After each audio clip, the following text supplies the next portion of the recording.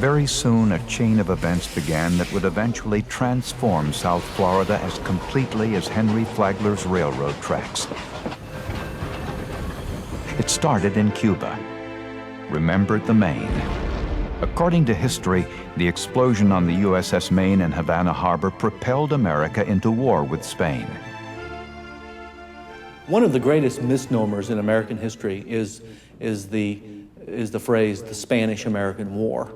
More accurately, it was the Cuban War of Independence, and more accurately, it was the Cuban Wars of Independence. And Florida played a dramatic role in the 19th century Cuban Wars of Independence. For Cubans, war had already been going on for decades. In 1868, a rebellion broke out that lasted 10 years but failed. Eventually, 100,000 Cubans left the island for Europe and the Americas. Many came to Florida. Expatriate colonies mushroomed in Key West and Ybor City in Tampa. Key West overnight becomes a Cuban enclave. The old name Cayo Hueso is reintroduced. And it was a lively, exciting, diverse community. The headlines are interesting. Rebellion breaks out on island, Cubans flee tyrannical island, Cubans achieve success in South Florida, but it's 1869, not 1959. In many ways, you could say that the notion of the Cuban nation was created just as much outside by exiles in the 19th century as it was by the people who were on the island fighting in the wars of independence that lasted basically from 1868 until 1898. The Cuban exiles made a community unlike any other in Florida. It was a Latin enclave in the Deep South. It was industrial in a predominantly rural state. Scores of cigar factories dot Key West. The cigar makers hired people to read aloud to them as they worked. These professional readers, or lectores in Spanish, read from newspapers, political tracts, even the classics of Spanish literature. They were the cornerstones of the Cuban communities. Among the most informed people, probably in Tampa and in Key West, were these Cuban cigar makers who sat there rolling their cigars while they heard about current events, heard about the latest developments in technology, would hear about the wars in Europe, and about what was happening back home as well. All these ideas and passions led to action. For years, the Cubans raised money, bought arms, and planned for revolution back home. Thousands of cigar makers pledged one day's wages each week to the cause. These were not people who made a lot of money. These were manual laborers. But these were manual laborers who, thanks to the political culture that was kept alive, were able to help forge a notion of what Cuba, an independent Cuba, should be. In 1891, a young man named Jose Marti came to Ybor City in Tampa on a mission. As a teenager in Cuba, he'd nearly been executed for his revolutionary activities. Now in exile, he traveled widely to Cuban expatriate communities in America and Europe, preaching revolution against Spain. His oratorical fire and passion for freedom made him the leader of the movement called Cuba Libre. Today, Cubans observe how their fruitful land is being controlled by terror and how the free will of their people is threatened. Oh, what an incredible thing to obtain one's own free will, the freedom of a people. Jose Marti. Here was a man who was passionate about Cuba, knowledgeable about the United States, an incredible organizer who was able to bring people who normally would not even sit together in the same room, to bring them together around the idea of a free Cuba.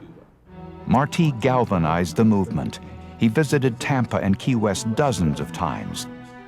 He survived an attempted assassination by Spanish agents in Tampa. In 1895, the revolutionaries were ready. In a cigar factory in West Tampa, the orders of insurrection were rolled inside a Tampa cigar, smuggled into Cuba, delivered to General Gomez, and the Cuban War of Independence broke out on February 25th, 1895. The news of the revolution in Cuba has kindled the sacred flames of patriotism of every Cuban altar in the city. Tampa Tribune. In 1898, after 3 years of war, the Cubans were within sight of victory. They feared American influence and hoped the U.S. would keep out of their revolution. But after a barrage of propaganda from William Randolph Hearst newspapers, anti-Spanish sentiment ran high in the States. When the Maine blew up, pioneer filmmakers recorded the burial of the ship's crew in Florida, some of the earliest motion pictures ever. America's war was now on. Initially, neither Henry Plant nor Henry Flagler wanted war. They worried that Cuba would become a part of the United States and Florida would lose its tourist trade. Then Plant and Flagler realized something. War made money. War might be hell for infantry, but it was heaven sent for Florida farmers, saloon keepers, and Henry Bradley Plant. War energized Tampa. The influx of 60,000 troops brought altogether probably $4 million in government contracts. Every soldier, every bullet, and every beam that came to Tampa rode in on a Henry Plant train. Where to put the soldiers? In Henry Plant's Tampa Bay Hotel, of course. One of the officers looked around and he said, "You know, God knows why Plant built this place, but thank God he did, because the ones who weren't living in the hotel were living in tents out in the sandy streets of Tampa and not faring so well." Americans constantly read stories about the war with Dateline Tampa. But the publicity was not always good. In Florida, soldiers died from heat prostration, tainted meat, malaria, and yellow fever. Actual combat killed less than 400, but almost 5,000 died from disease. Florida was in effect the real battlefield of the war. One soldier wrote, "We're going to lick the Spaniards and make them take Florida back." They did lick the Spaniards. The fighting in Cuba was over in just 8 weeks. The Secretary of State called it a splendid little war. The Spanish-American War has momentous consequences for the United States. It is the culminating event of a century-long struggle to oust Spain from our backyard, and now the United States controlled the Caribbean. But Jose Marti did not live to see Cuban independence. The hero of liberty had been killed fighting the Spaniards in a meaningless skirmish.